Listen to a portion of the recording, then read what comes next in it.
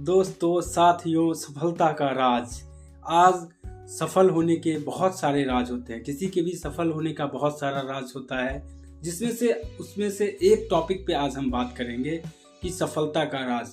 कई बार आपने लोगों को देखा होगा कि लोग कोई भी काम को करने से पहले बोलता है, अरे यार ये नहीं होगा, उसमें से कमियां निकालता है। अगर ये करूँगा फेल हो गया तो, अगर ये करूँगा नहीं चला तो, अरे नहीं, अगर मैं मार्केट में जाऊँगा, अगर मैं ये काम को कर रहा हूँ तो लोग क्या सोचेंगे, लोग क्या बोलेंगे। मतलब लोग ना उस पर बहुत ही ज़्यादा ओवर थिंकिंग करता है। वो नहीं करना चाहिए। हमें अगर सफल होना है तो एक वकील की तरह लड़ना पड़ेगा, ना कि जज की तरह फैसला करना पड़ेगा।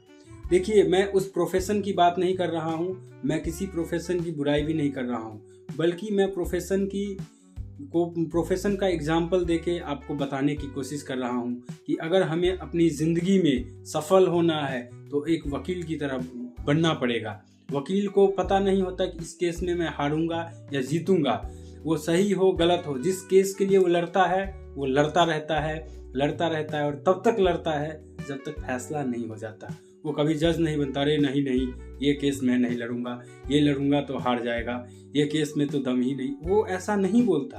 अगर वो ऐसा बोलेगा तो फिर वो वकील नहीं होगा।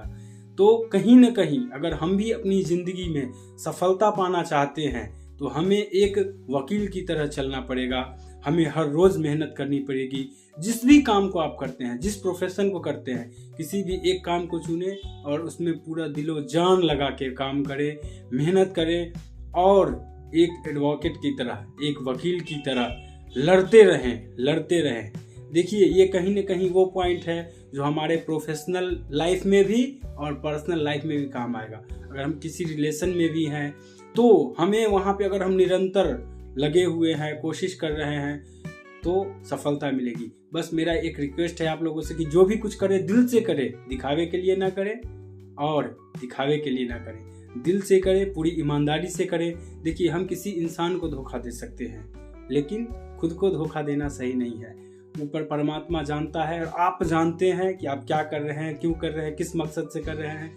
तो हमेशा कोई भी काम करें तो उसकी नीयत अच्छी रखें, सोच अच्छी रखें। जब हम अच्छे सोच से कुछ करेंगे ना तो डेफिनेटली अच्छा ही होगा। तो ज़रूरत है ईमानदारी की, दूसरों के लिए नहीं, खुद से ईमानदारी की। जो हम कर रहे हैं क्या वो ईमानदारी से कर रहे हैं, इस चीज़ की ज़रूरत है। और जज नहीं बनना चाहिए।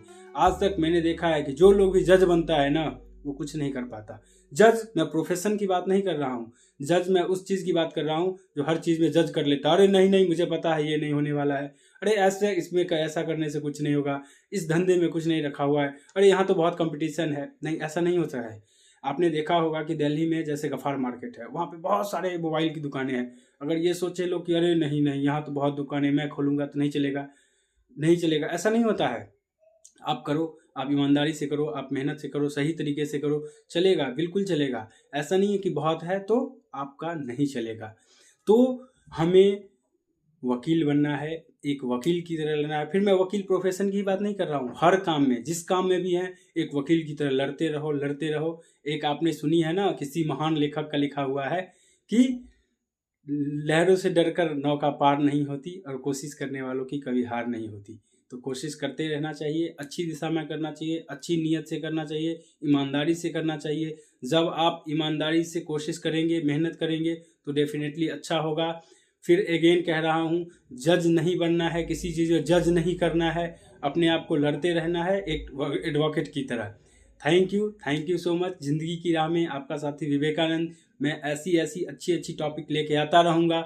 आप लोग हमारे साथ जुड़े रहें। और आप लोगों को बहुत बहुत धन्यवाद कि कहीं ना कहीं मुझे ऐसा लगा, ऐसा महसूस हुआ कि आप लोगों को मेरी चीज़ें अच्छी लग रही है। मेरे पास कई सारे कॉल्स भी आते हैं कि भाई विवेक भाई, आप बिल्कुल सही कर रहे हो, आप अच्छी चीज़ें डाल रहे हो, इससे काफ़ी लोगों की ज़िंदगी में बदलाव होगा। और मैं इस चीज़ को आप कंटिन्यू रखो, तो मैं इसको कंटिन्यू रखूँगा। बस आप लोग सपोर्ट कीजिए, ज़्यादा से ज़्यादा लाइक और सब्सक्राइब कीजिए। और अगेन धन्यवाद कि आप लोगों ने महज 25 डेज़ में हाफ सेंचुरी सब्सक्राइबर्स पूरा कर दिया है। तो ये कहीं ना कहीं आप लोगों का प्यार और सपोर्ट है जो कि इस बात को दर्शाता है।